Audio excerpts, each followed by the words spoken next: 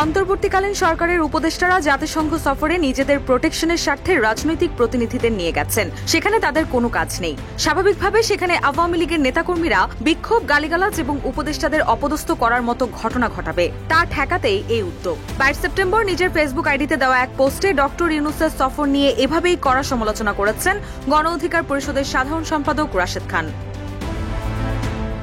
পোস্টে তিনি লিখেন, ইতোমধ্যে বিএনপি জামায়াতের নেতাকর্মীরা নিরাপত্তার জন্য ব্যানার নিয়ে নেমে গেছে, পাশাপাশি আওয়ামী লীগও আছে। রাজনৈতিক প্রতিনিধিরা না গেলে কি বিএনপি জামায়াতের নেতাকর্মীরা আসতো? আর না আসলে কি পরিণতি হতো চিন্তা করুন। এমন প্রশ্ন তোলার পর উপদেষ্টা পরিষদ বৈষম্য উৎপাদন করছে বলে মন্তব্য করেন রাশেদ। ওয়ালটন এখন দেশের সীমানা পেরিয়ে পৌঁছে গিয়েছে 50টিরও বেশি দেশে।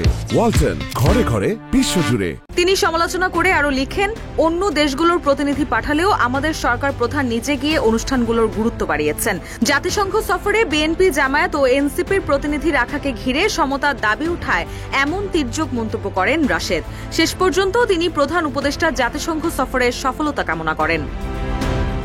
রুশা সুর, নিউজ ডেস্ক, ইত্তেফাক।